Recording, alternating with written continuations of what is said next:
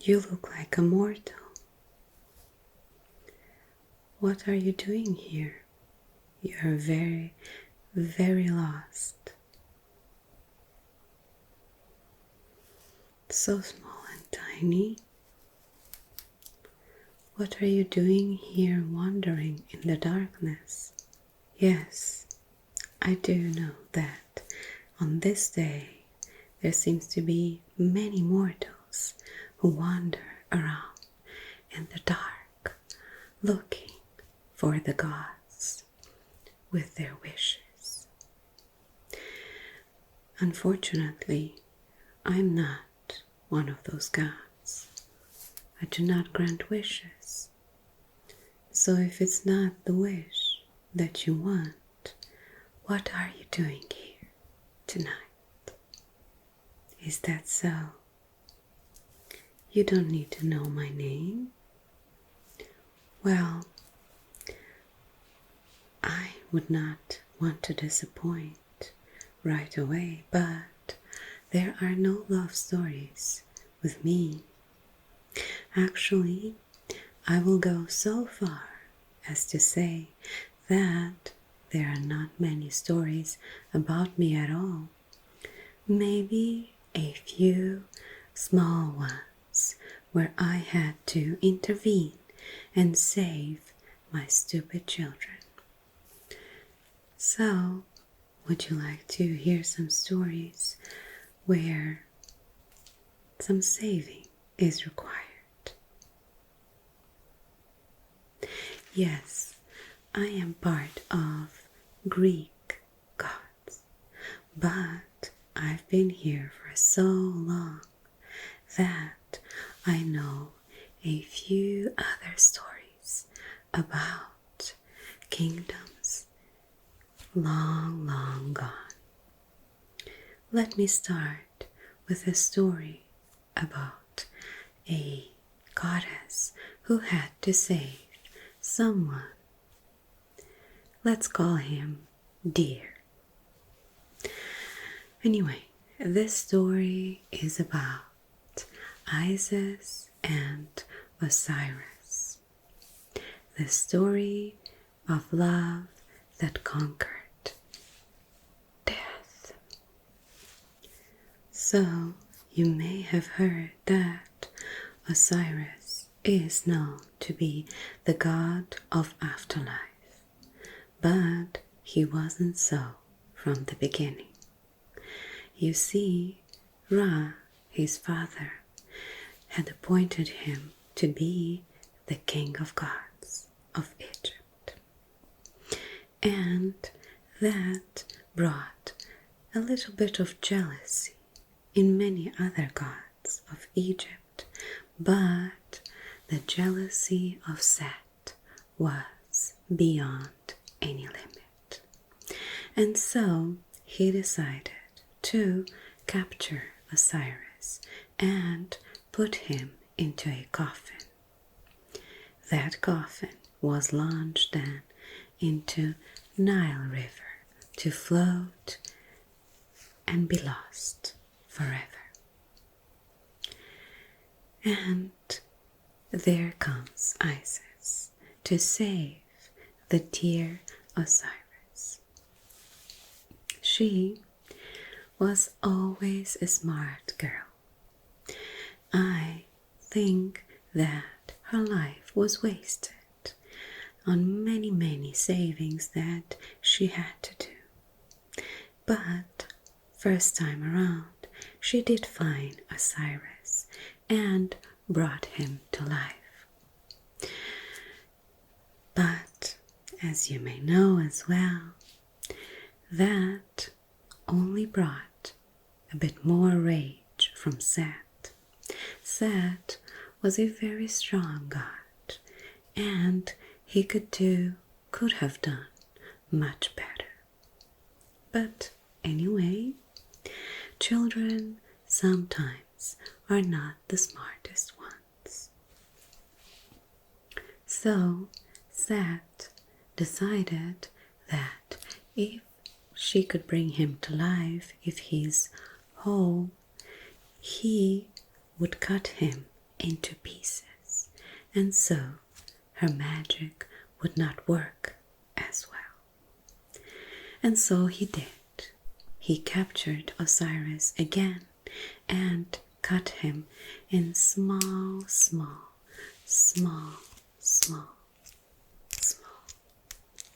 pieces. Everything was scattered into the Nile again, and that river took the parts here and there. No surprises, Isis came through again and gathered all the parts from Osiris and revived him again. And this is the tricky part, not so much tricky as a little bit weird, but what's new in the world of gods? There are so many weird things, I can't even remember them all. Anyway, after gathering all the pieces from Osiris, Isis conceived a child. That child come to be Horus, as we know. But Osiris was not alive, and he would not be able to stay in the world of living and be king of gods. And so he became the god of afterlife, as known from then on. And this is the story where love conquered death, although I would argue that death did prevail. Speaking about Horus, there's another poor girl that had to be very much protective and saving him all around in his adventures. And that's the story about Horus and Hathor, the story of the goddess of love and the falcon god. So, after Osiris was thrown from his place as the king of gods of Egypt, Horus had to step up, which included him as the god of kingship. Hathor, on the other side, was the goddess of love, beauty, and joy. So many gods that are responsible for the same things. I think that must be a coincidence. Anyway, as I said, Hathor was saving Horus many times, so many times that I will not even go into details about any of them. Although there are some stories when she had to almost be his mother, other times she was his wife as well. In all those functions, in my humble opinion, she was one of the greatest goddesses of Egypt.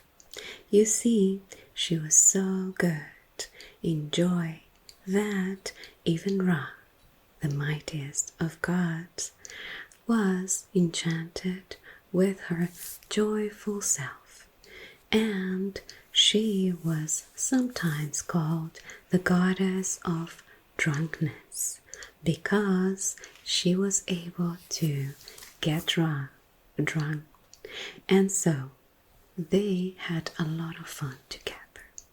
But that's not the story about Ra. That's the story about Horus and Hathor. Horus was involved in many battles. He had to fight his uncle Set. He had to fight for his position of kingship god, etc., etc. so many things to fight for. But there she was, always healing Horus from all his battles and accompanying him. Anyway, long story short, this relationship represents harmony and divine protection, as Hathor was a force that took Horus to the heights that he was able to reach with her protection. Yes, yet another story about a goddess protecting a god. But what is that you have in your hands? Is that a tribute that you are going to give the goddess for the wish? I see you have the black rose. Yes, I would like one.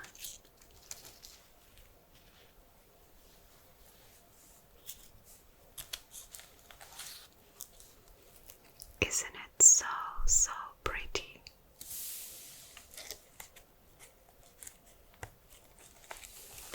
It's very rare to find black petaled roses, especially for a mortal. I feel like your wish was a very important one. As I said at the beginning, I cannot grant you wishes. I'm not that kind of goddess. But I will keep this flower as a tribute to myself for the time that I'm dedicating to you today.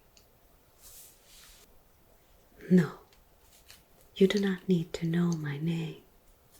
I was here before everything, and I will be here after everything is gone.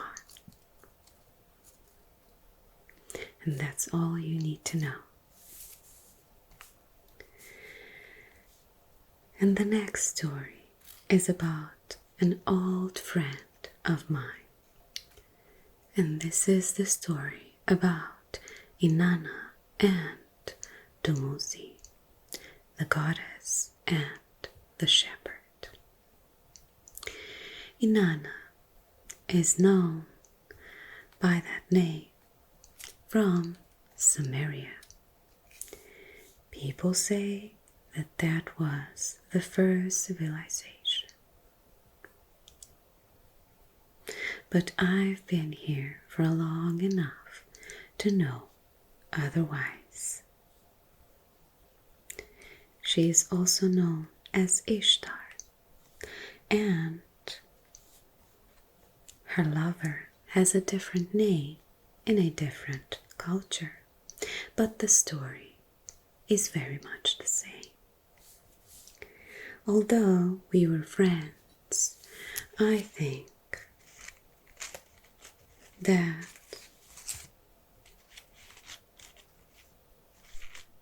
she was too much involved with her creations.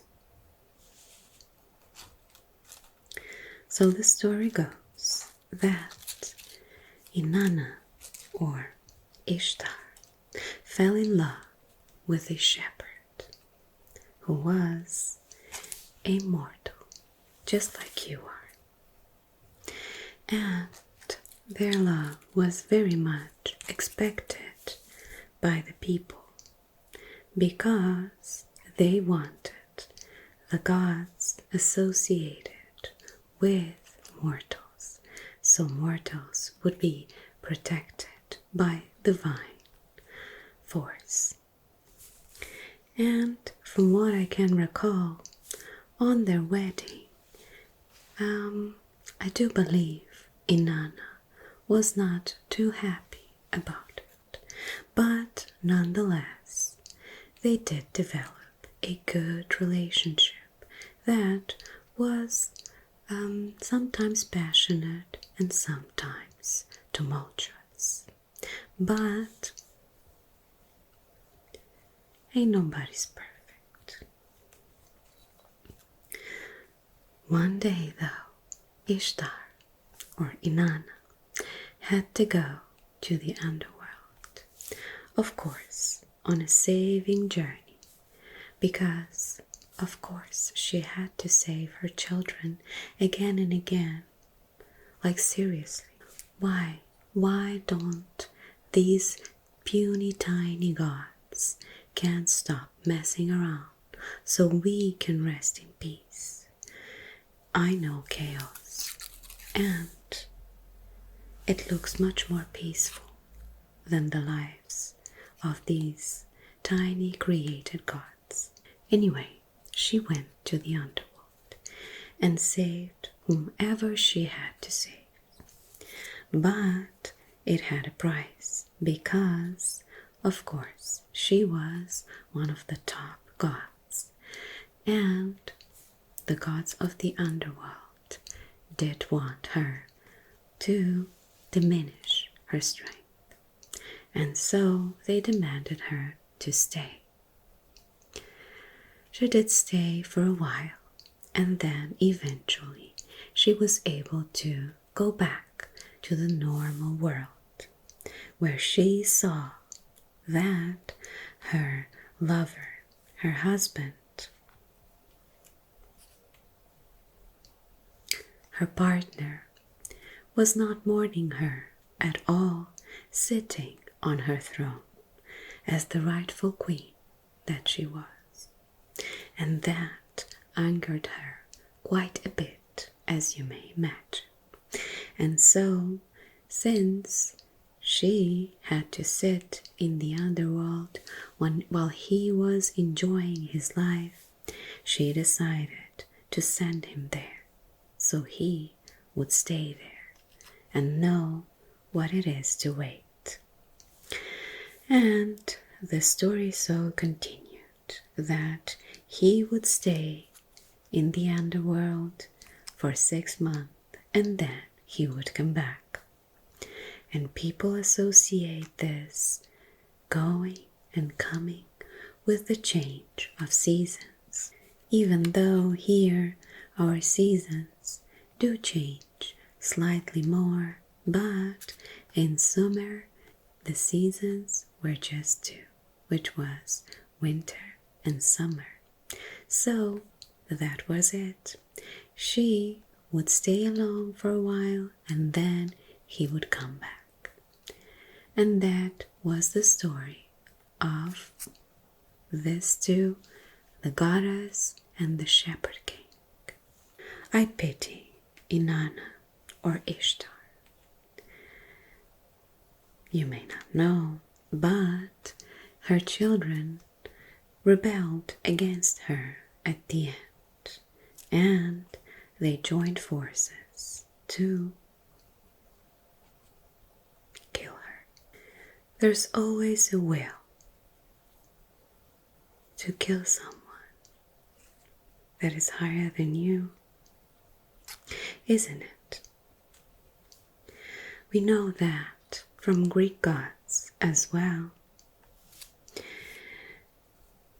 I remember my creations being murdered by their children, and now they call themselves gods, and you pray to them and give them tributes and sing them songs and build them all these monuments. It is unfortunate that the history is written by the victorious, because from what I recall, Titans were not beasts, but something else entirely. Anyway, so much strength and energy wasted, and see them all gone. Well, are they? Anyway, there seems to be less and less brotherhood in the realm of gods, Greek or otherwise. But I remember a good story. They may not be gods, but This is a story about Gilgamesh and Enkidu, a love of brotherhood and loss. While not a romantic tale, the relationship and the bond between those two is one of strong devotion and love. So, Gilgamesh was a king, as you may know, and Enkidu was his wild man companion. I say wild man because that's what he was. Anyway, Enkidu accompanied Gilgamesh on many battles, and they developed a really strong friendship. Actually, Enkidu was created by gods to rival Gilgamesh, but after battling together, they decided to become friends. And so their adventures began. They defeated the beast of Humbaba and also defeated the bull of heaven. That story reminds me of the three bulls, the white, the red, and the black one. And the red bull ran away. The story of Adam and Eve and Lilith ran away. Anyway, where was I? Right, Enkidu and Gilgamesh became friends. And this angered the gods. And so the gods sent a fatal illness upon Enkidu. With his death, Gilgamesh was very much devastated. He was so angry that all that anger took him into an unimaginable journey of deeds that were sang in stories and hymns for many centuries after. And so, even though not a romantic love, but this kind of dedication to friendship and devotion to the brotherhood is very much revered, at least by me. The very last story is one about the balance between life and death. And this story is about Anubis and Bastet. As you may know, or maybe not, I've been assuming you knowing quite a bit of things tonight. Anyway, Bastet is a lion goddess from Egypt. She is associated with love, protection, and fertility. But she started as the warrior goddess. And so, since she was responsible for fertility, the association with Anubis, which was the god of afterlife and mummification, is quite curious. This story is not very well known, as in fact, just as there are not much stories about me, there are almost no stories about Bastet and Anubis. But that is the story about balance and how the balance does not need a very passionate and tumultuous environment to be a grand story, and a very much important one at that.